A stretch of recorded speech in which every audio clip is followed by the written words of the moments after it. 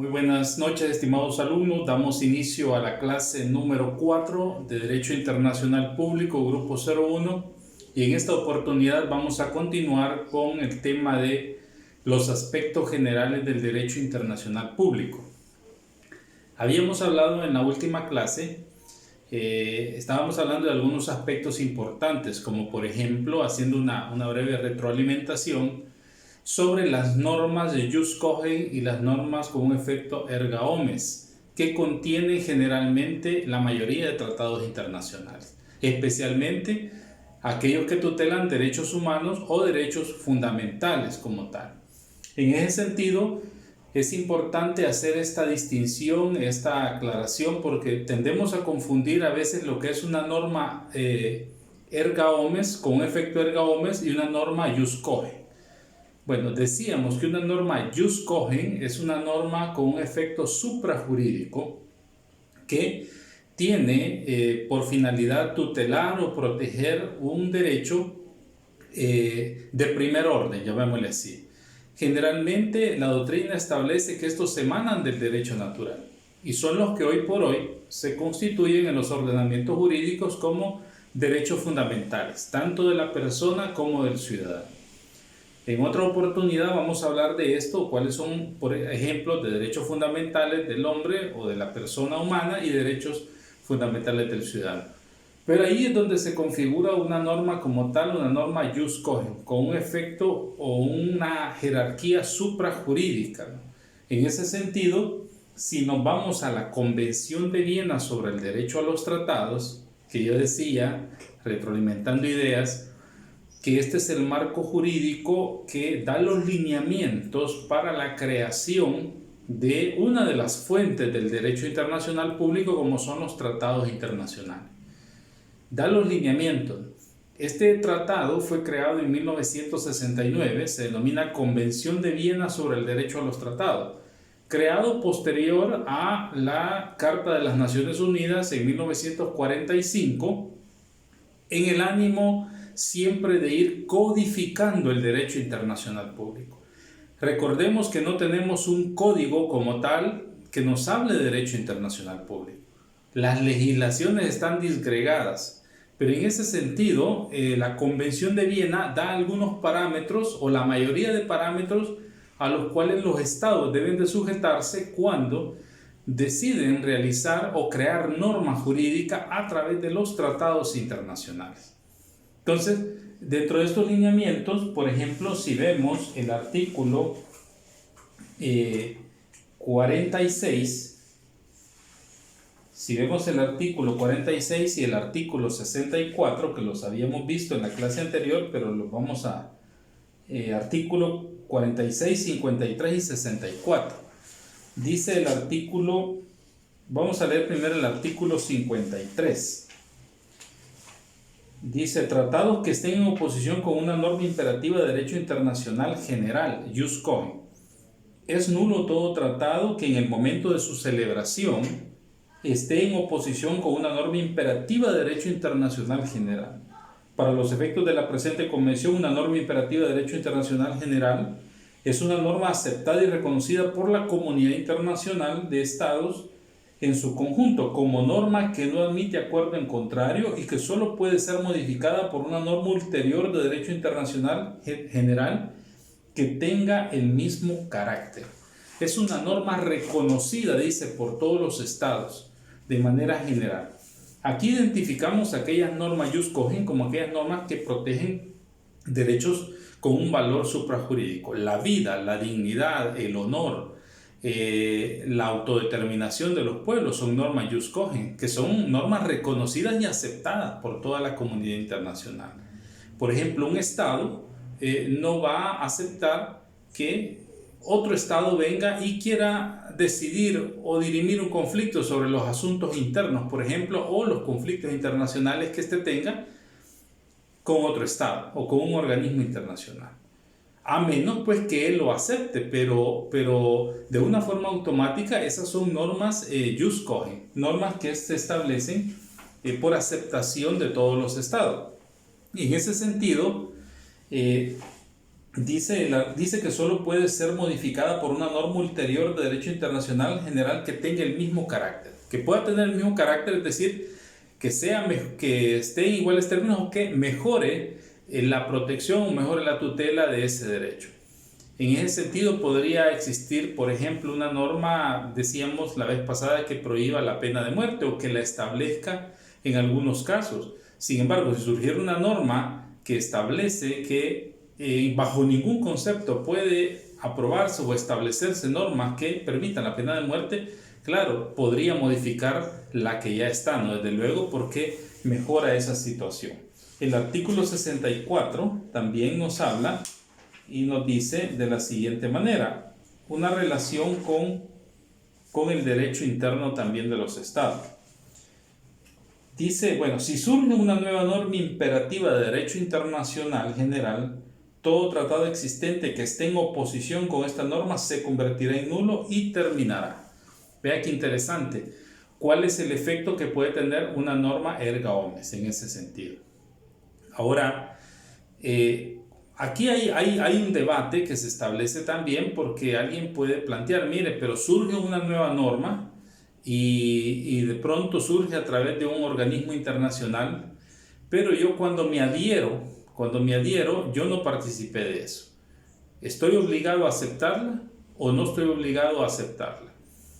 Esos son los debates que vamos a ir descubriendo y vamos a ir clarificando en esta y otras clases, ¿no? Les voy a dejar puntualmente la pregunta ahí para que la tengamos en mente. Y veamos el artículo también 52 que nos habla sobre las normas, perdón, el artículo 46 que tiene que ver también con esto. Vamos a ver, dice el hecho de que el consentimiento de un Estado en obligarse por un tratado haya sido manifestado en violación de una disposición de su derecho interno concerniente a la competencia para celebrar tratados, no podrá ser alegada por dicho Estado como vicio de su consentimiento, a menos que esa violación sea manifiesta y afecte a una norma de importancia fundamental de su derecho interno. ¿A qué nos estamos refiriendo? A una norma jus cogens. Una violación es manifiesta si resulta objetivamente evidente para cualquier Estado que proceda en la misma materia conforme a la práctica usual y de buena fe. Lo que le está diciendo el artículo 46 de la Convención de Viena es lo siguiente. Por ejemplo, que un Estado no puede alegar nulidad de la validez de un contrato cuando esté alegando que es nulo porque quien lo firmó o quien lo suscribió no tenía la competencia para hacerlo. Esa causal no será, dice, válida a menos que se trate, dice, de una norma que esté en juego, una norma de importancia fundamental de su derecho interno. Eso se refiere a norma jus cogens. Claro, si hay una norma que esté en juego, por ejemplo, el derecho a la libertad de expresión, está en juego y hay una persona que tuvo un consentimiento, no tenía permiso, no tenía las credenciales o las autoridades para realizar un tratado, pues entonces lógicamente eso va a ser motivo para declarar nulo ese tratado, ¿no? Porque afecta una norma con un valor suprajurídico, una norma imperativa. Ahora, si fueran normas, por ejemplo, de otro tipo, el hecho de alegar de que la persona no tenía la autorización necesaria para realizar un contrato no va a ser motivo para invalidar el tratado internacional. Ya están en la Convención de Viena quienes pueden realizar tratados internacionales, quienes tienen las facultades para eso. Pero la ley trata de resaltar en este momento que esté en juego la violación de una norma jus cogens como tal. Bien, habíamos establecido ese primer aspecto general en materia de derecho internacional. Ahora, otro aspecto importante es hablar sobre cuál es el fundamento en sí del derecho internacional público. ¿Cuál es el fundamento? ¿Qué es lo que obliga, por ejemplo, a los estados cumplir una norma internacional. ¿Qué es lo que obliga a un Estado? Yo como Estado de El Salvador, ¿qué es lo que me obliga a respetar y a cumplir una norma de carácter internacional? Ese es un debate del fundamento del derecho internacional público. ¿Cuál es la legitimidad del derecho internacional público? ¿Por qué es válido? ¿Por qué es legítimo? Aquí, sobre la base de esto, se presenta una situación bien conflictiva. Se presenta una crítica, por ejemplo, similar al planteamiento que hice hace unos minutos. ¿Qué pasaría, por ejemplo, si el Estado de El Salvador se incorpora o se adhiere a un tratado internacional ya suscrito por varios estados, pero se adhiere, ¿sí? Y lo acepta? Pero ahí hay normas que en realidad a la larga pueden perjudicar su derecho interno o consideran de que pueden perjudicar ese derecho. ¿Estaría el Estado obligado a cumplir esa norma cuando en realidad no ha participado, no ha expresado su voluntad para consentir en todas las disposiciones del tratado? Ese es un problema básicamente del fundamento del derecho internacional público como tal. Otro de las ideas que se plantean es, ¿qué pasaría si, por ejemplo, un Estado participa con otro Estado o con varios Estados de la creación de tratados internacionales, pero luego se retira? ¿Cuál es el efecto que tiene frente al tratado internacional? ¿Quedaría inválido ese tratado internacional?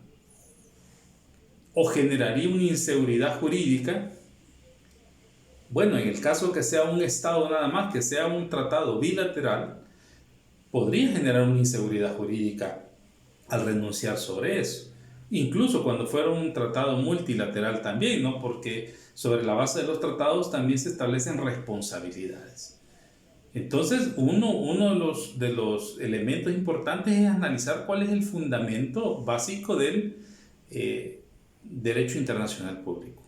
Cuando hablamos del fundamento, hablamos de dos cosas. Hablamos de la legitimidad del derecho internacional, de la norma jurídica internacional y de la obligatoriedad que le reviste.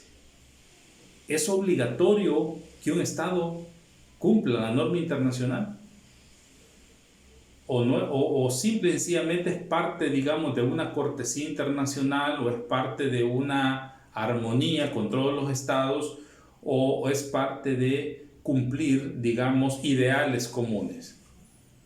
Ese es un fundamento que se establece sobre la base de esto, pues del fundamento del derecho internacional. Ahora, la respuesta definitivamente es que lo que obliga a todo Estado a cumplir la norma jurídica internacional es que el mismo Estado ha empeñado su voluntad. El mismo Estado ha expresado su voluntad de adherirse, de llegar a un acuerdo con otro Estado, con varios Estados para conformar un marco jurídico internacional. Entonces, su misma voluntad es la que lo está obligando, ¿sí? Su misma voluntad es la que le exige que debe de cumplir la norma jurídica internacional. Cuando hablamos de la expresión de esa voluntad, estamos hablando de que aquí algunos autores como Verdross establecen de que hay una cesión de parte de la soberanía del Estado. Hay una cesión y esa cesión es voluntaria, desde luego, porque está expresando, claro, su firma, su ratificación, su aprobación. Me estoy refiriendo cuando ya el tratado ha pasado por todo el proceso, ¿no? Por todo el proceso de elaboración. Vamos a aprender que, por ejemplo, cuando se aprueba un tratado internacional, primero está la negociación, luego está la aprobación, luego está la ratificación y luego está el canje o depósito que se hace. La Carta de las Naciones Unidas, fíjense bien, la Carta de las Naciones Unidas, allá por su artículo 105, vayan anotando los 105, 106, vamos a ver si la tenemos por acá para ir ilustrando esto. La Carta de las Naciones Unidas obliga a que los estados incorporen sus instrumentos internacionales en la Secretaría de las Naciones Unidas, con el objetivo de que cuando haya un incumplimiento, pues estos tengan donde puedan acudir y reclamar ante cualquier instancia de las Naciones Unidas, acudir y reclamar el cumplimiento de un tratado. Vean lo que dice acá. Artículo 102. Ninguna de las partes de un tratado o acuerdo internacional que no haya sido registrado conforme a las disposiciones del párrafo 1 de este artículo podrá invocar dicho tratado o acuerdo ante órgano alguno de las Naciones Unidas. Y el ordinal primero o el inciso primero dice: todo tratado y todo acuerdo internacional concertados por cualesquiera miembros de las Naciones Unidas, después de entrar en vigor esta carta, serán registrados en la Secretaría y publicados por esta a la mayor brevedad posible. Entonces, cuando el Estado expresa su voluntad a través después de una negociación, de una aprobación, de una ratificación y de un depósito, para el caso de en la Secretaría de las Naciones Unidas, porque podemos decir, bueno, pero si no lo deposita, pero es que ¿qué sentido tiene cuando vamos a crear efecto jurídico, cuando vamos a crear una obligación, vamos a crear derechos entre ambos estados, o vamos a ratificar algo que se ha hecho mediante un tratado internacional, o vamos a dar algún cierto de prerrogativas bajo todas las exigencias, etcétera? Pues necesariamente tenemos que salvaguardar y establecer todos los lineamientos jurídicos necesarios para que este pueda ser exigible en el tiempo, y uno de ellos es esa. Ahora, por eso decía de que cuando se habla del fundamento, hay que considerar muchos aspectos en esto. Y cuando se habla del fundamento, que hablamos, repito, de la legitimidad del derecho internacional público, y hablamos de la obligatoriedad.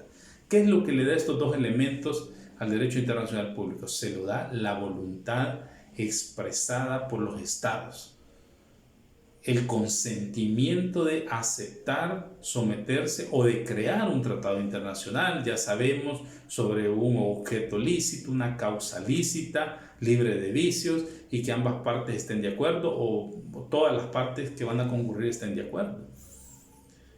Acá de pronto alguien puede decir, pero mira, aquí puede haber un conflicto entre lo que pueda establecer, digamos, el tratado y lo que puedan establecer las normas internas del Estado o los poderes del Estado. Bueno, ahí se presentan dos cosas. Uno es, aquí es donde también aplica esa teoría, digamos, de los pesos y contrapesos. Los pesos y contrapesos, y aquí habría que ver también cuál es la concepción ideológica que tienen nuestras constituciones sobre la ubicación de la norma jurídica internacional. ¿Cómo la ubican? ¿Qué preferencia le dan? ¿Cómo la consideran dentro de la normativa internacional, o si la consideran con semejanza a la Constitución, o en algunos casos incluso pudiera aplicarse con preferencia de la Constitución de la República? Hoy por hoy no es pecado hablar de esos temas, o no podemos pensar, todo futuro abogado no puede estar bajo un esquema, diríamos, como lo presentó el maestro Hans Kelsen de su pirámide, donde establecía que la Constitución era la máxima norma y después de ella no podía existir ninguna. No podemos pensar de esa manera ante la globalización, ante las exigencias mundiales, ante los nuevos fenómenos que el derecho está tratando de resolver. O sea, ese debate ideológico ya entre las normas y la forma en cómo se van a abordar tiene que ser superado, ¿no? Pensar solo en el positivismo, pues creo que no es saludable para ningún Estado. No nos podemos alejar de la comunidad internacional. Entonces, aquí se presenta también otra idea importante, que sobre la base de esto, el hecho de obedecer a la norma jurídica internacional no implica de que un Estado tenga poder sobre otro Estado. bajo ningún tratado internacional, ningún Estado está sobre otro Estado o ningún Estado tiene mejores prerrogativas sobre otro Estado. Eso viene dado por la lógica jurídica, ¿no? Y en el momento en que se van a elaborar estos instrumentos internacionales. Pero ese básicamente el consentimiento de los Estados viene dado por eso, viene dado precisamente por eso. Entonces esos son los temas que hablamos sobre sobre el fundamento del derecho internacional público. Ahora, otro elemento que se torna importante, ya hablamos de las normas jus cogens, normas con efecto erga omnes, que decíamos son aquellas normas de estricto cumplimiento, ¿ya? Las normas de un efecto erga omnes son aquellas que deben de cumplirse porque los estados o la comunidad internacional las considera indispensables y necesarias para el buen funcionamiento también de las relaciones internacionales, ¿sí? Por ejemplo, la solución pacífica de conflictos es una norma erga omnes, una norma de estricto cumplimiento. Ningún estado hoy por hoy va a establecer o va a tener la intención de establecer que cualquier conflicto que se presente ante el incumplimiento de una norma jurídica internacional se va a resolver mediante la guerra, mediante las armas. Eso no puede ser. Esa es una norma de aceptación universal para el buen funcionamiento de las relaciones internacionales, donde se sabe de que es de estricto cumplimiento para todos, y en los tratados que se va a establecer pues es una misma sintonía entre los estados, que de esa manera pues se van a resolver los asuntos o cualquier situación que se pueda dar. Solución pacífica de conflictos. Incluso ya la Carta de las Naciones Unidas habla sobre algunas formas de solución pacífica de conflictos que los vamos a ir estudiando cuando veamos ese instrumento jurídico. Y así sucesivamente, los principios del derecho internacional también son normas erga omnes. Entonces, vean qué interesante se vuelve esto cuando hablamos de estos aspectos generales. Otro aspecto general lo encontramos, o un aspecto importante del derecho internacional público, lo encontramos siempre en la Convención de Viena sobre el derecho a los tratados. Y esto, anoten el artículo 26. Artículo 26. Ok, artículo 26. El artículo 26 nos habla de la observancia de los tratados y nos habla de una máxima a nivel mundial en las relaciones pues, internacionales. Que todo Estado, todo funcionario y más aún todo legislador y todo funcionario público en cualquiera de sus dependencias, no solo en la administración de justicia, sino que en cualquier dependencia del Estado, cuando se trate de aplicar norma internacional, debe tener en cuenta esto también. Dice el artículo 26. Todo tratado en vigor obliga a las partes y debe ser cumplido por ellas de buena fe. Todo tratado en vigor obliga a las partes y debe ser cumplido por ellas de buena fe. Este se denomina principio pacta sunt servanda. Principio pacta sunt servanda. Otras traducciones dicen: los tratados deben de ser servidos y cumplidos de buena fe por los estados. Es decir, un estado no establece relaciones internacionales por establecerlas. Un estado tiene una finalidad.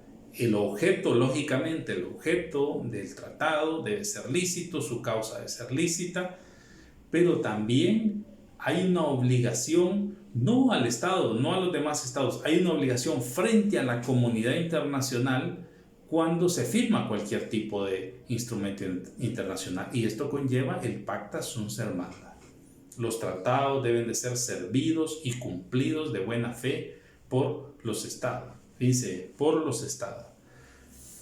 Esto a la vez tiene una relación con una doctrina muy interesante, que es la doctrina objetivista. La doctrina objetivista. Y la doctrina objetivista establece un estándar y un parámetro muy importante.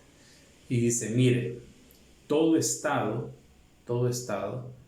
está en la obligación de cumplir una norma internacional simple y sencillamente porque la intención de, no vamos a decir de contratar, la intención de establecer un nuevo marco jurídico está supeditado a los grandes intereses y a los grandes principios de la comunidad internacional. ¿Cuáles son esos grandes intereses y grandes principios de la comunidad internacional? Son aquellos que se derivan primeramente del derecho internacional, del derecho natural, aquellos que se derivan del derecho natural. Si usted se da cuenta, por ejemplo, en todos los tratados internacionales después de la posguerra, cuando hablamos de la creación de la ONU y toda la gama de instrumentos internacionales que se han venido resurgiendo después de esta fecha, y quizás los más emblemáticos hablan precisamente de la tutela de derechos humanos y derechos fundamentales. Declaración Universal de los Derechos Humanos, Declaración de los Derechos Civiles, Universal de los Derechos Civiles y Políticos, Pacto de San José. Y hoy por hoy se han disgregado aún más, por ejemplo, tratados para evitar la tortura, malos tratos, tratos crueles e inhumanos, convenios contra la trata de personas, etc. Entonces, la teoría objetivista dice, mire, simple y sencillamente porque el Estado no puede, ningún Estado, dice la teoría objetivista, ningún Estado puede vivir aislado, ningún Estado puede cerrar o puede limitarse a no querer relacionarse con otros estados o a querer tener una vida doméstica bajo su derecho doméstico aislado de la comunidad internacional. Por esa sencilla razón hay una necesidad de que el Estado o los estados tengan que establecer normas jurídicas por la protección y tutela de todos esos derechos que vienen del derecho natural, que vienen de los grandes acontecimientos sociales o que devienen de las grandes luchas sociales contemporáneas. Entonces, básicamente, por ejemplo, cuando hablamos, tanto que se habla del derecho a una pensión digna, a una pensión justa, ¿sí? O a una seguridad social, esas luchas